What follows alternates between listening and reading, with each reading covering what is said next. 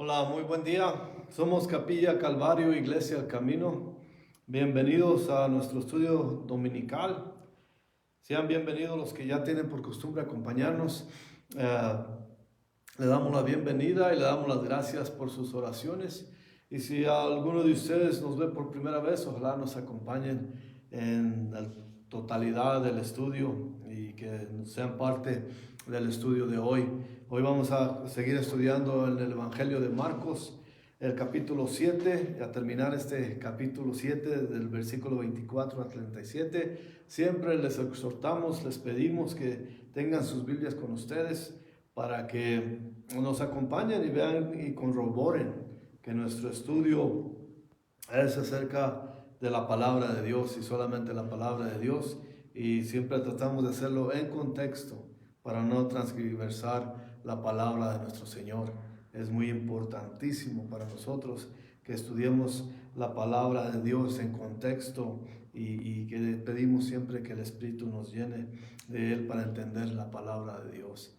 Así que bienvenidos de nuevo, gracias por acompañarnos y vamos a pasar a nuestro estudio mientras buscan en sus Biblias el capítulo 7 de Marcos, versículo 24 a 37. Les quiero dejar saber también que estaremos en este mismo estudio, esta misma grabación estará disponible en YouTube en un par de horas más adelante, para si quieren recomendarnos, si quieren apoyarnos de esa manera, les agradeceremos mucho con todo nuestro corazón. Y hablando de eso, vamos a pasar a nuestro estudio. Vamos a primero leer el texto y luego entraremos en el contexto del estudio. Es el capítulo 7 de Marcos, versículo 24 hasta el 37. Leemos la palabra de Dios y dice: levantándose de ahí, se fue a la región de Tiro y de Sidón.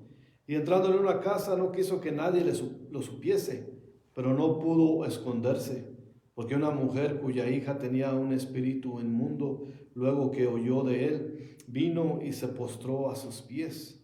La mujer era griega y sirofenicia, de nación, y le rogaba que echase fuera de su hija al demonio. Pero Jesús le dijo: deja primero que se sacien los hijos, porque no está bien tomar el pan de los hijos y echarlo a los perrillos. Respondió ella y le dijo: sí, Señor, pero aún los perrillos debajo de la mesa comen de las migajas de los hijos.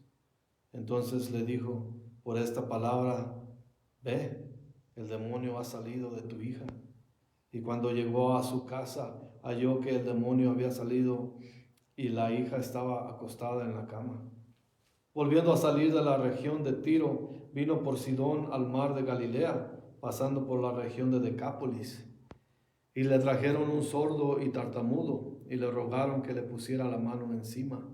Y tomándole aparte de la gente, metió los dedos en las orejas de él, y escupiendo tocó su lengua. Y levantando los ojos al cielo, gimió, y le dijo: éfata, es decir, sea abierto. Al momento fueron abiertos sus oídos, y se desató la ligadura de su lengua, y hablando bien. Y les mandó que no lo dijesen a nadie, pero cuanto más les mandaba, tanto más y más lo divulgaban. Y en gran manera se maravillaban, diciendo: bien lo ha hecho todo, hace a los sordos oír y a los mudos hablar. Señor, gracias le damos por este tiempo. Gracias le damos por podernos levantar este día domingo, sabiendo que su misericordia es nueva cada mañana, Señor. Que podemos venir a usted y ser limpiados, ser bendecidos, Señor. Y podemos suplicarle que esté con nosotros en este estudio. Que sea usted el que nos dirija, que su Espíritu Santo nos llene a rebosar y que podamos entender la palabra en contexto. Y qué es lo que nos quiere decir este día por medio del estudio de su palabra, Señor. Siempre le rogamos, siempre le pedimos, Señor, que usted sea el invitado especial, que usted sea nuestro Maestro, nuestro Señor, nuestro todo. Gracias, Padre. Sea con nosotros, se lo rogamos en el nombre que es sobre todo nombre, Jesucristo nuestro Señor y Salvador. Amén. Aquí vemos que en las travesías de nuestro Señor Jesús, viendo cómo ahora sabemos que Galilea era más o menos el área donde estaba situado o donde él iba y venía, sobre todo a los alrededores del mar de Galilea o al lago de Galilea, como ustedes quieran llamarle. Así que el Señor iba y venía en esa región, pero ahora vemos que Él se levanta de ahí, dice la palabra, levantándose de ahí se fue a la región de Tiro y de Sidón. Entrando en una casa no quiso que nadie lo supiese, pero no pudo esconderse. Veremos aquí que después de haber sido confrontado por las autoridades judías, nuestro Señor se levanta y se va a la región de Tiro y de Sidón, las cuales son más lejanas, más allá de Israel, que se reporta haber ido durante su ministerio. Así que era lo más lejos que él se retiró de la región de Israel. Como les dije, vemos que siempre andaba alrededor del mar de Galilea, y vemos cómo él se retira aún más lejos de lo que ha ido antes, porque el Sidón se encuentra a unos 90 kilómetros al noreste de Capernaum. Así que es una gran distancia, 90 kilómetros son 90 kilómetros. Es muy lejos, y es reportado que se fue a esa área geográficamente, se alejó de ahí. Y él y sus discípulos, acuérdense que él buscaba descansar, y siempre no lo dejaban, y él se alejó para descansarse, y más que nada entró en una región predominantemente gentil. O sea que no había judíos, era predominante no judíos que eran ahí, porque como vemos que dice aquí el versículo 25 de Marcos 7, porque una mujer cuya hija tenía el espíritu inmundo, luego que oyó de él, le vino y se postró a sus pies. Así que aún en una casa tan lejos de donde estaba básicamente el ministerio de nuestro Señor, no tenía privacidad. Tengamos en mente que en esos lugares, Tirón y Sidón, nuevamente, eran gentiles. Como ya vimos antes, Jesús se fue a un lugar tan alejado para poder descansar y tener privacidad con sus discípulos. Pero una madre angustiada escuchó que ahí estaba él, y claro que vino a pedirle a él. Sabemos que el amor de madre por sus hijos no tiene límites. En la mujer, vamos a ver más adelante que no tenía no tenía las cosas a favor, pero tenía todo en contra. Pero aún así vamos a ver cómo su fe es probada. El versículo 26 dice: la mujer era griega y sirofenicia de nación, y le rogaba que echase fuera de su hija al demonio. La mujer que se presentó ante Jesús era gentil, como ya dijimos, pero por eso la identifica como griega, nativa de Sirofenicia. Parece ser la misma área geográfica de Sarepta, en la historia de Elías y las viudas. ¿Se acordarán en Primera de Reyes? Ustedes que tienen conocimiento de las Escrituras, en Primera de Reyes, capítulo 17, versículo 8 al 24, ahí está la historia de la situación de una señora viuda que tenía un hijo, y que Elías, el profeta Elías, era tiempo de hambruna, era tiempo de sequía, no había llovido por mucho tiempo en esa área, y la gente sufría de hambre. Y era una mujer viuda que tenía, y sabemos cómo es la historia, cómo el Señor manda a Elías y le dice: dile a la mujer que te dé de comer y quédate con ella. Y ella le dijo, sabemos la historia que dijo básicamente la señora, estoy parafraseando, pero si quieren ir a la historia de ahí, si a ustedes que les gusta tomar nota, una vez más está en Primera de Reyes capítulo 17, del versículo 8 al 24. Y allí básicamente es probada la fe de esta mujer. Porque llega Elías, todos tienen hambre, la señora tiene un poquito de harina en un recipiente, y Elías le dice: dame de comer. Y ella le dice: oh Señor, tengo tan poquito que después de esto mi hijo y yo moriremos de hambre. Es lo que tenemos para comer, y sabe solamente Dios cuándo tendremos otra vez más comida. básicamente lo que le dijo ella. Y el profeta le dijo, dame de comer primero a mí y después prepárate para ti comer y tú y tu hijo. Y la mujer tuvo que tener fe para creerle al profeta Elías. Y ella le dio, lo hizo como le dijo el profeta. Y ese recipiente, ese canasto, o ese cántaro, o esa ollita, nunca dejó de producir harina. No se le acabó la harina, ni el aceite con que cocinaba se le acabó. Y esa es la historia de la fe, y sabemos cómo a esa mujer también se le murió su hijo, literalmente se le murió, pero Elías con el poder de Dios lo resucitó. Entonces esa es la misma área, todo esto para decir que como el Señor repite ahora su favor, y ahora que es a una mujer que es sirofenicia, que no es judía, que no es de las tribus, no es de la raza judía, que son la gente de Dios. Y eso vamos a entenderlo más adelantito, como le habla Jesucristo a ella.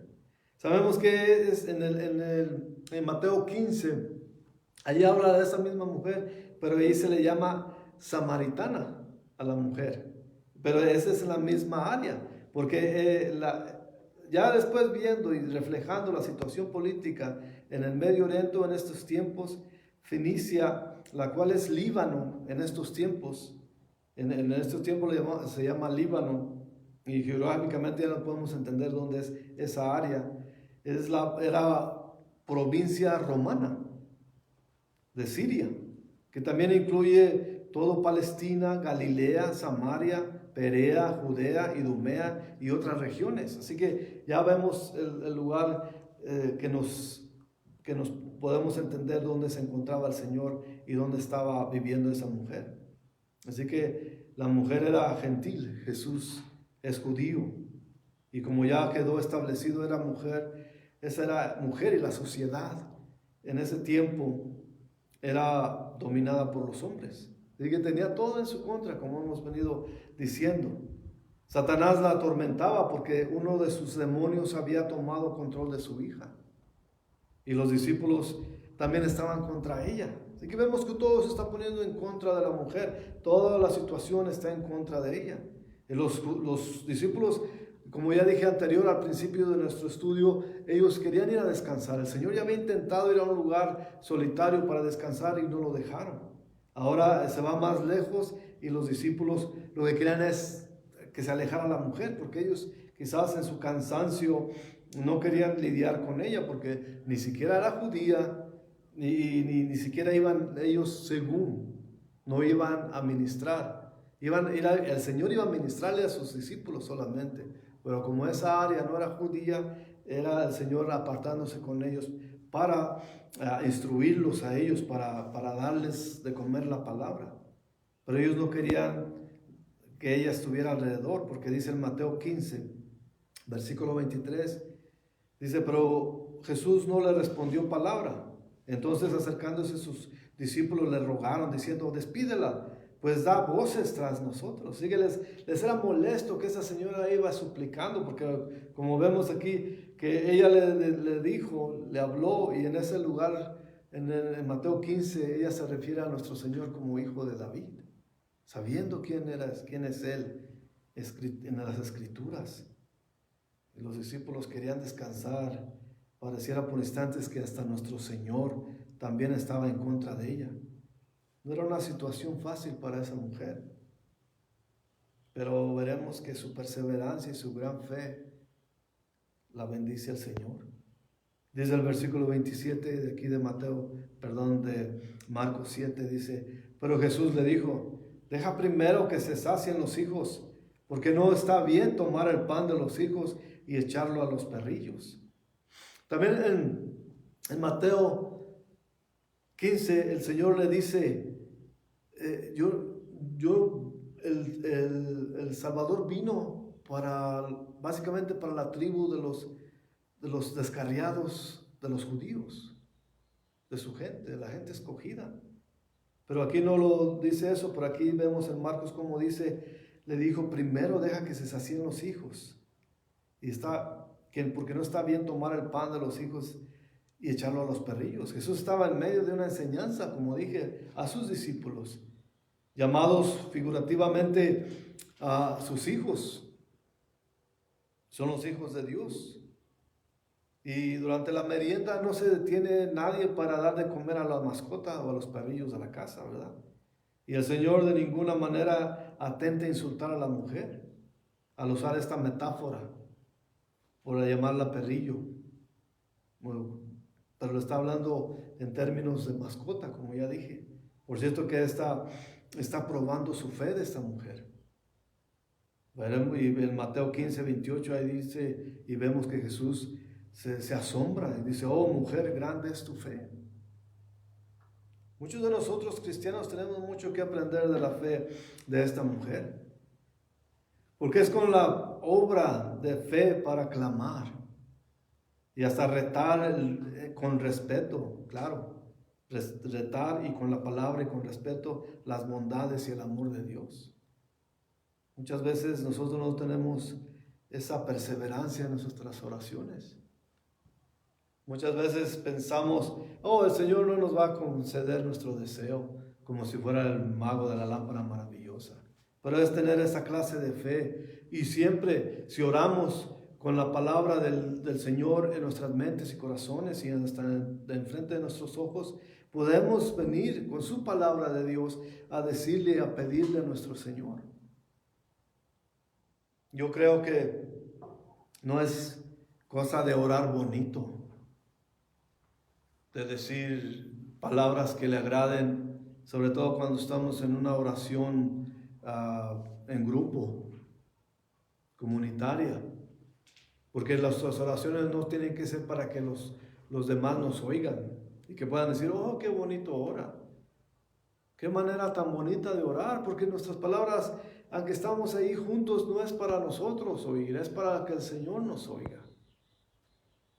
Es para pedirle y recordarle su palabra, por así decirlo, porque al Señor no se le olvida nada. Pero decir, Señor, en su palabra dice esto, por eso vengo con toda humildad a pedirle en nuestras oraciones.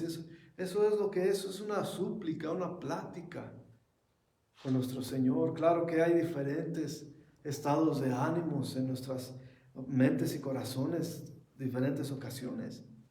A veces que estamos alegres y que nuestro deseo es agradecerle al Señor, de darle las gracias por tanto amor y lo que nos ha concedido. Pero a veces cuando estamos necesitados, cuando le pedimos también es de esa manera, ese es otro estado de ánimo. Pero el Dios que le pedimos es el mismo, Él no cambia. Nosotros sí cambiamos en nuestro estado de ánimo. Y sí pedimos a veces con ese clamor y ese temor que debemos de tener al dirigirnos al Padre Eterno. Y es esa clase de respeto que debemos tener. La mujer, ella acepta su lugar, ella acepta toda la palabra de Dios. En el versículo 28 ella responde diciendo, sí, Señor, pero aún los perrillos debajo de la mesa comen de las migajas de los higos. Como diciendo, Señor, aunque sean las boronas de su compasión, bendígame con ellas. La mujer entendió que nuestro Señor la estaba probando y sin ofenderse persistentemente le contestó. Ella no dijo, ya me voy, me llamó perrilla, me llamó perrillo, ya me voy. Y aquí es un Dios injusto, es un Cristo que ofende. Pero no fue así, ella entendió. Ella dijo que y contestó que durante la merienda los perrillos comen de las migajas de los hijos. ¿Cuántas veces todos los que tenemos mascota, y a veces todos los que tenemos nuestros hijos, le damos su plato en la mesa? Pero si está el perrillo o la perrilla abajo de la mesa, ¿qué hacen los niños? Agarran la sopa y no es necesariamente que los que se le cae de la mesa. Agarran la tortilla, la sopa, el pan y se lo dejan al perrillo. Y la mujer está diciendo, aunque sean las migajas, Señor. son los que quiero yo. Su respuesta reveló su gran fe. Esa es la condición humana y espiritual también. Que ella dijo, no tengo problemas con las migajas, Señor. Yo sé, yo acepto mi lugar, yo no soy del pueblo de Dios, del escogido pueblo de Dios. No pertenezco a ese grupo de gente, pero aunque sea tus migajas de misericordia y hasta las migajas de nuestro Señor son una gran bendición para todos nosotros. Muchas veces pensamos en nuestro orgullo que merecemos más que eso, pero una sola migaja de la misericordia de nuestro Señor es una gran bendición para todos nosotros. Y a veces no lo vemos así, queremos que el Señor se mueva. Yo hice esto, por lo tanto, Señor, haz esto. Y eso no es lo que dije hace rato, de recordar la palabra de Dios. Pero la palabra de Dios nos dice que con súplica, con temblor y temor vengamos ante Él. Porque sabemos quiénes somos. Y si somos francos, todos nosotros nos merecemos la muerte eterna. Pero en su gran misericordia nos da vida. Nos rescató de la muerte eterna y ahora podemos tener vida eterna junto con Él. Si vemos las cosas de esta manera, aunque sean las migajas de sus bendiciones, podemos nosotros gozarnos con ellas, serán más que suficiente para nosotros. Así que la gran fe de esta señora triunfó, pues ella no negó el lugar especial que tienen los hijos de Dios. Ella jamás quiso usurpar ese lugar, porque ella sabía que no era de ese grupo. Todo lo que ella quería era solo unas migajas, las que se derramaran, unas migajas de bendición, porque después de todo la salvación viene de los judíos, como dice Juan 4:22. Ahí dice, vosotros adoráis los que no sabéis, nosotros adoramos lo que sabemos porque la salvación viene de los judíos.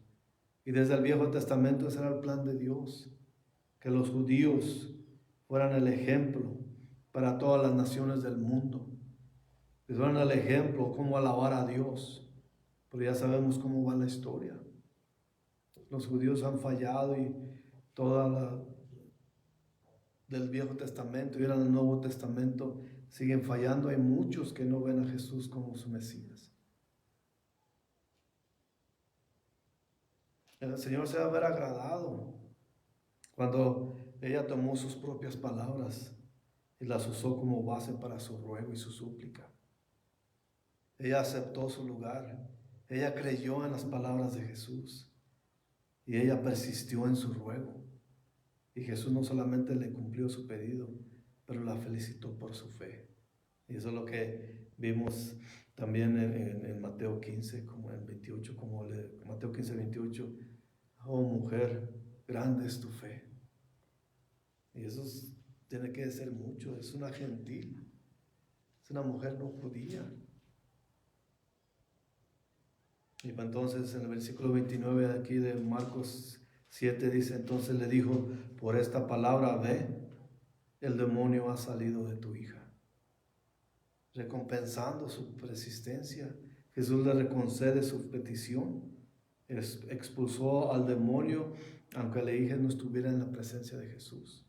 Lo hizo a la distancia. El Señor la sanó, aún la tocó y la sanó, aún no estando enfrente de Él físicamente. Es lo que nos dice la omnipresencia de Dios, que Él puede estar en cualquier lugar, en cualquier momento. Y Él la tocó y la sanó y dijo, vete, tu hija está sanada. Y cuando llegó a su casa, dice el versículo 30, halló que el demonio había salido y a la hija acostada en la cama. ¿Por qué nos menciona Marcos que la hija estaba acostada en la cama?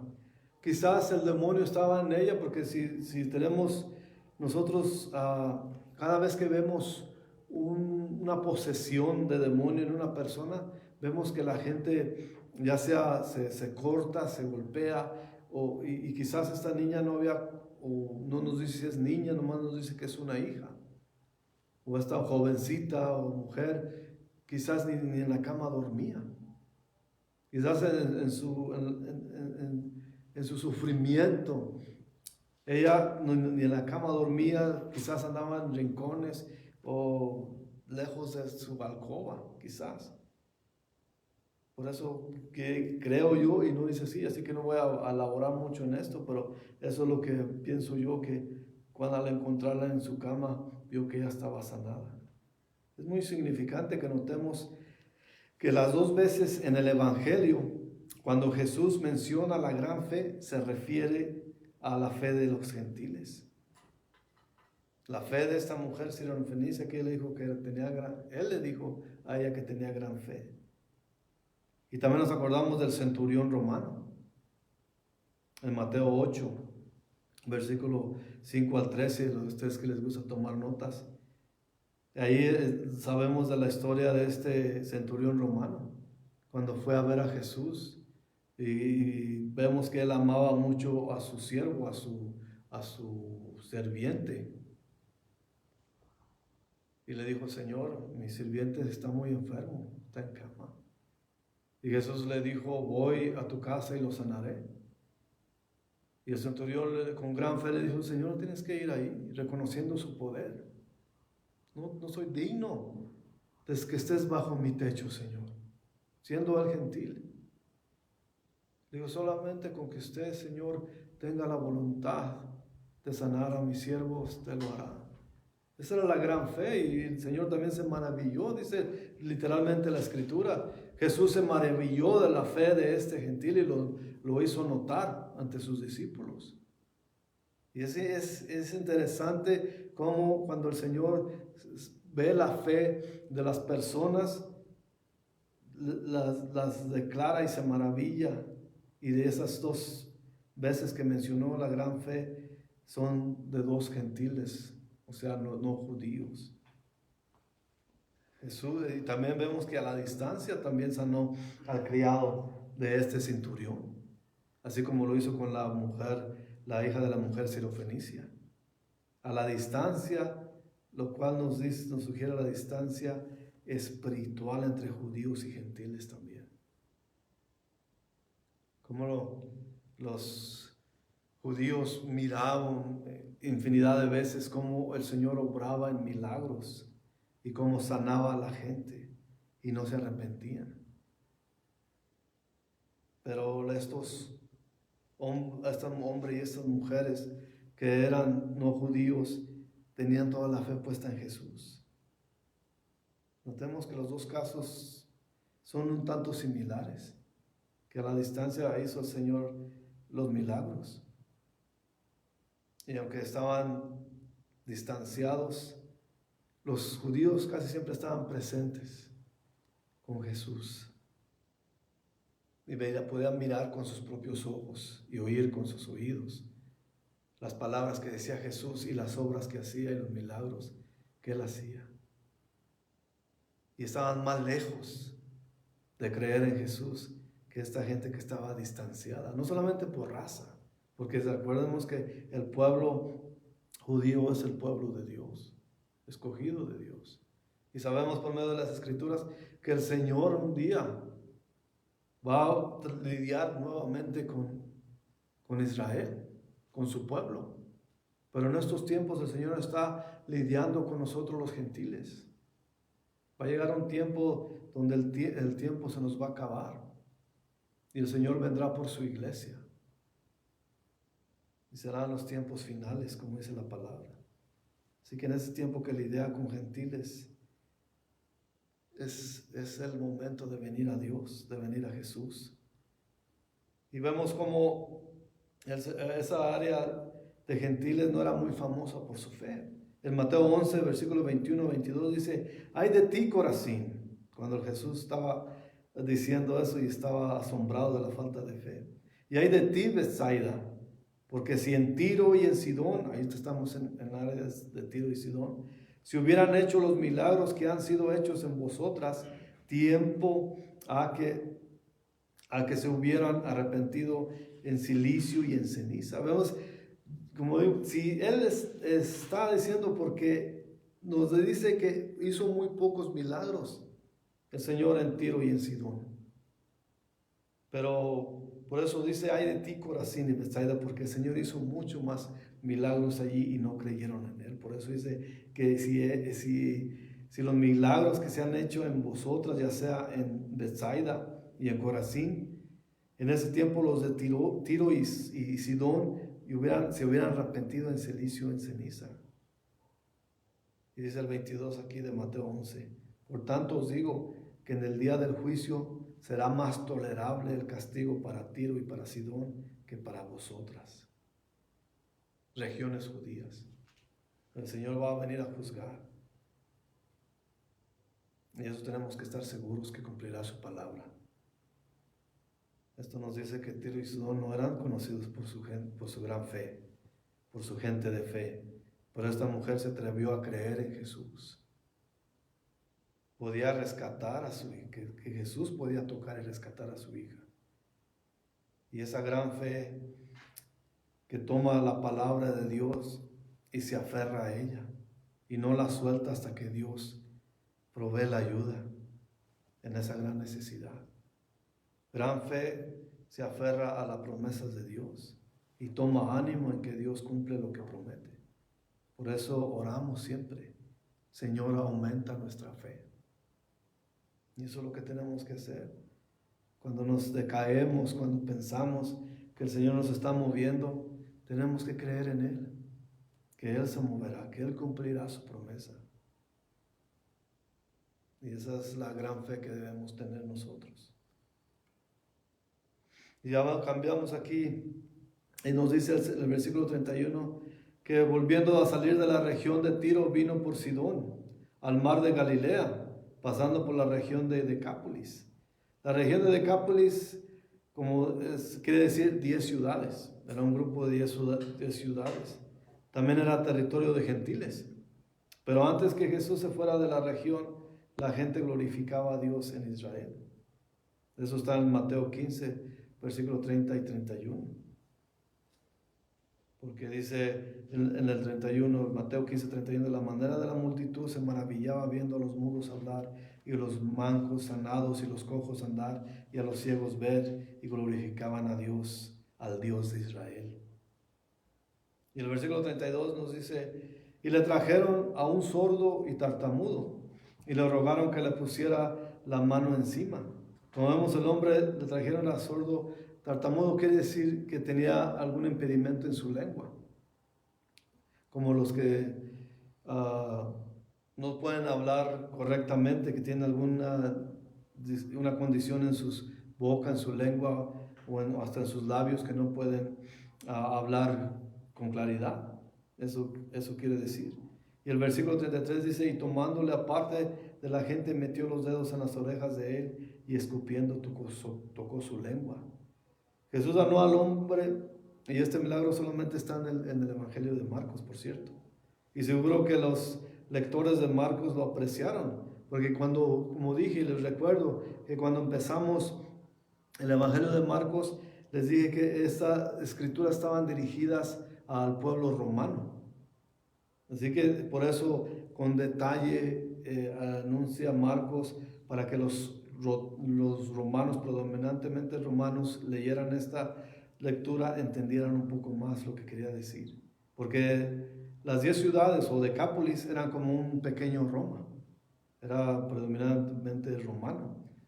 Y Jesús llevó al hombre aparte de la gente para que la sanación fuera privada y el hombre no se convirtiera en una atracción pública, una sensación pública, como vemos hoy en día, como los falsos pastores anuncian el día de sanación, que esta noche será de sanación, y que ellos van y tocan la frente y de la gente y tienen todo gritando y haciendo un gran argüende allí que porque ellos decidieron que esa noche sería de sanación.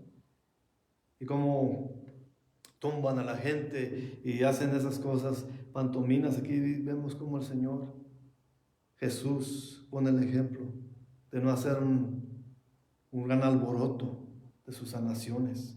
Él siempre se caracterizaba por sanar, tocar y sanar en privado. Así que él no quería que este hombre se convirtiera en una sensación. Era sordo y no podía escuchar las palabras del Señor, pero podía sentir los dedos de Jesús en sus oídos y el toque milagroso en su lengua. Y dice el 34 aquí de Marcos 7, y levantando los ojos al cielo, gimió y le dijo, Éfata, es decir, sea abierto. El gemido era como cuando uno exhala y hace una exhalación y al mismo tiempo es un gemido. Y eso es como el responder y en manera compasiva al dolor y la tristeza que el pecado había traído a este mundo. También pudo ser la oración al Padre por el hombre con discapacidad. De la misma manera, al gemir, dijo Éfata y gimió, como a hacerlo hacia adentro. Y no sabemos con exactitud qué quiso decir el Señor al gemir, pero puede ser que haya sido esa comunicación con el Padre. Y esto tiene una conexión con la oración en Romanos 8, versículo 23, donde dice, no solo ella, sino que también nosotros mismos que tenemos las primicias del Espíritu, nosotros también gemimos dentro de nosotros mismos, esperando la adopción, la redención de nuestro cuerpo. Porque a veces es así, como les dije, hablando de la oración, de las peticiones a nuestro Señor, al acercarnos con amor y temor ante nuestro Señor Todopoderoso, a veces llega esa parte donde el Espíritu no nos permite hablar siquiera. Pero sabiendo que estamos en presencia de Dios, lo único que podemos hacer es gemir. Quizás allí, en ese momento, y no quiere decir que yo esté en lo correcto, pero quizás en ese momento Jesús sentía tanto a Dios Padre en él que todo lo que hizo es y comunicarse con él de esa manera. A veces nosotros no tenemos que hablar, porque el Señor sabe nuestro corazón, sabe nuestras necesidades. Entonces lo que podemos hacer es gemir y decir, Señor, muévase, Padre. Socórranos, ayúdanos. Y eso a veces dice más que 1000 palabras. El versículo 35 y 36 nos dice, en el momento fueron abiertos sus oídos y se desató la ligadura de su lengua, lo que quiere decir que tienen a veces la unidad de la lengua con la parte baja de la boca, que estaba quizás muy enlargada y el Señor lo sanó. La ligadura de su lengua y hablaba bien. Y les mandó que no dijesen nada a nadie. Pero cuanto más les mandaba, tanto más y más lo divulgaban. Y a pesar de la estricta manera que mandó que no dijera nada acerca de sus milagros, más lo divulgaban. Vemos aquí la contradicción en los falsos maestros de hoy. Que lo anuncian, lo divulgan, lo hacen como sensacional, que esta noche sanación y que vengan todos los que tienen enfermedades serán sanados. Y si no pasa así, le echan la culpa a la gente y si no tienes suficiente fe, por eso no fuiste sanado. Pero a los demás que llevan y que quizás tienen arreglos con ellos, les dicen y que eso de estirar los pies y que ya se ha visto cómo se hacen esos trucos, de estirar las manos que no tienen más cortitas y se las jalan y se emparejan, todos esos rollos que hacen allí, vemos que no va con la palabra de Dios.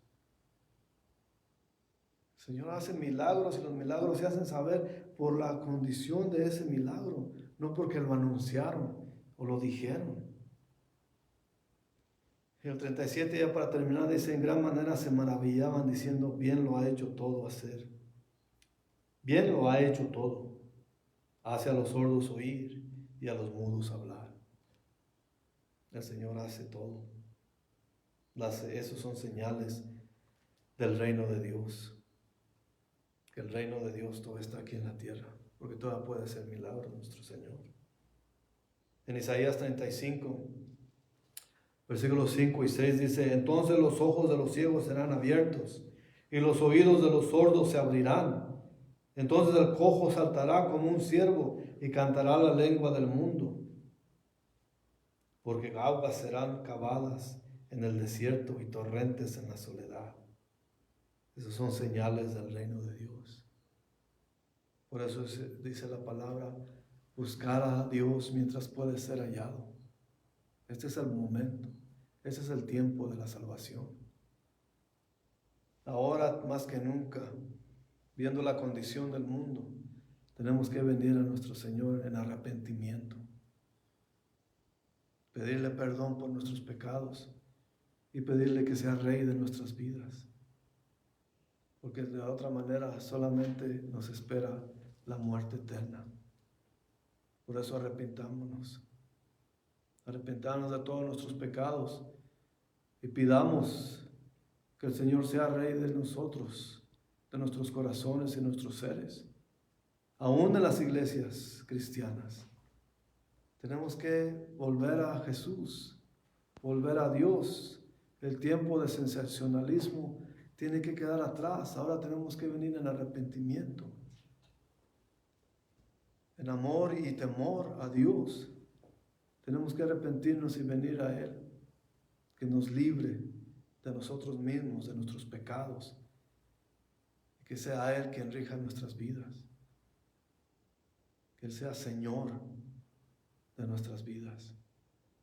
Arrepintámonos y vengamos a Él en súplica, aunque sea solamente en gemidos, pedirle, Señor, perdón, ayúdame a vivir para usted.